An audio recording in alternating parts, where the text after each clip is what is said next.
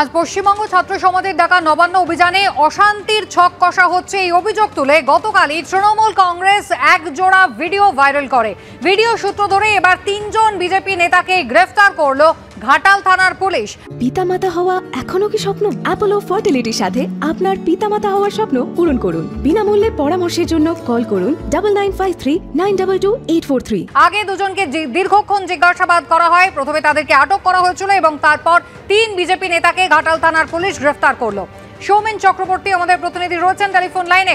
সৌমেন, কি জানা যাচ্ছে ঘাটাল পুলিশ সূত্রে? কি অভিযোগ রয়েছে এই 3 জন বিজেপি নেতার বিরুদ্ধে? দেখো, এখনো পর্যন্ত অভিযোগপত্র ডিটেলসে পাওয়া যায়নি, তবে যেটুকু আমরা জানতে পেরেছি ঘাটালেরই এক বাসিন্দার অভিযোগের প্রেক্ষিতে এফআইআর হয় এবং সেই এফআইআর এর ভিত্তিতেই কিন্তু গতকাল রাতে এই 3 জনকে গ্রেফতার করা হয়েছে। আজকে তাদেরকে ঘাটাল কোর্টে তোলা হবে। এই 3 জনের মধ্যে প্রথম জন, অর্থাৎ তৃণমূলের তরফ থেকে যে ভিডিও দেখানো হয়েছিল, যে ভিডিও এক্স চ্যানেলে প্রকাশ করা হয়েছিল, তার প্রথম পাতে যিনি ছিলেন তিনি হলেন বিপ্লব মাল, চন্দ্রকোনা দক্ষিণ মন্ডলের বিজেপির সভাপতি। তার বাড়ি চন্দ্রকোনার বালাতে। এবং দ্বিতীয় অংশে যাকে দেখা গিয়েছিল তিনি হলেন সৌমেন চ্যাটার্জি, বিজেপির সমবায় সমিতির রাজ্য কো কনভেনার। ইনার বাড়িও ঘাটাল থানার অন্তর্গত খড়ারে। এবং শুধু তাই নয়, তার সাথে আরো একজন থাকার অভিযোগে খড়ার পৌরসভার একমাত্র বিজেপির কাউন্সিলর বাবলু গাঙ্গুলি, তাকেও কিন্তু অর্থাৎ এই সৌমেন চ্যাটার্জি এবং বাবলু গাঙ্গুলি দুজনকে কিন্তু কাল সকাল থেকে আটক করেছিল। তাদেরকে জিজ্ঞাসাবাদ করা হয় এবং সন্ধ্যের কিছু আগে কিন্তু বিপ্লব মালকেও ধরা হয় এবং 3 জনকেই গতকাল সন্ধ্যাতে গ্রেফতার করা হয়েছে। তাদের বিরুদ্ধে যে সমস্ত অভিযোগ আনা হয়েছে তার মধ্যে অন্যতম হচ্ছে অনলাইনে উস্কানিমূলক মন্তব্য করা, অভিসন্ধিমূলক চক্রান্ত সহ একাধিক ধারায়, বিএনএস এর একাধিক ধারায় কিন্তু অভিযোগ আনা হয়েছে এবং বেশ কয়েকটি ধারা কিন্তু জামিন অযোগ্য ধারা, এমনটাই কিন্তু আমরা পুলিশ সূত্রে জানতে পেরেছি। এবং কিছুক্ষণ পরেই এই 3 জনকে কিন্তু ঘাটাল আদালতে তোলা হবে। সুস্মিতা। সৌমেন, ধন্যবাদ। গতকাল তৃণমূল কংগ্রেসের পক্ষ থেকে সাংবাদিক বৈঠক করা হয়, যেখানে কুণাল ঘোষ এক জোড়া ভিডিও সামনে এনেছিলেন। এই 27 তারিখ যে আন্দোলনটা, এটা আদৌ কি শান্তির আন্দোলন হবে? গুলি চলবে, এখানে রবার্ট বুলেট চলবে। পরিষ্কার কথা দাদা, মোদি যদি না বলে রাজনীতি হবে না। এই 27 তারিখ যে আন্দোলনটা, এটা আদৌ কি শান্তির আন্দোলন হবে? গুলি চলবে, এখানে রবার্ট বুলেট চলবে। পরিষ্কার কথা দাদা, মোদি যদি না বলে রাজনীতি হবে না।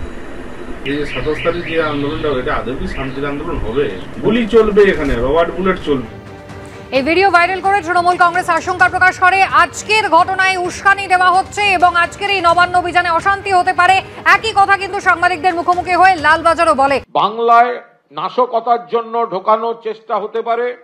পুলিশের ভুয়ো পোশাক এরা তৈরি করে নিজেরা কোনো গুলি চালানো বা এমন কোনো কিছু করা যাতে সরকার এবং পুলিশ সম্পর্কে ভুল ধারণা তৈরি হয়। প্রথম কথা হচ্ছে, কালকের নবান্ন অভিযান বেআইনি এবং অবৈধ। প্রশাসন পুলিশের কাছে অনুমতি দিয়ে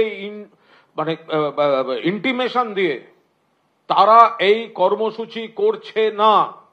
এটা সোশ্যাল মিডিয়া দিয়ে লোক খেপিয়ে হাওয়ায় গন্ডগোলের চেষ্টা হচ্ছে। তদন্ত সিজিওতে সিবিআই, মামলা সুপ্রিম কোর্টে দিল্লিতে, আর কলকাতায় নবান্ন চলো বলে রাজনৈতিক উদ্দেশ্য প্রণোদিত গদির রাজনীতি করা হচ্ছে। আমরা সূত্রে খবর পেয়েছি যে আগামীকালের নবান্ন অভিযানে সাধারণ মানুষের ভিড়ে মিশে গিয়ে কিছু দুষ্কৃতী ব্যাপক গন্ডগোল, অশান্তি, হিংসা এবং বিশৃঙ্খলা ছড়াতে পারে। আমরা এটাও জেনেছি যে আন্দোলনের সামনে, ভিড়ের সামনে মূলত মহিলা এবং ছাত্রছাত্রীদের সামনে রেখে পিছন থেকে এমন কিছু গোলমাল পাকানো হবে, এমন কিছু প্ররোচনা দেওয়ার চেষ্টা হবে যাতে পরিস্থিতি নিমেষে অশান্ত, বিশৃঙ্খল এবং হিংসাত্মক হয়ে ওঠে এবং পুলিশ বাধ্য হয় বল প্রয়োগ করতে।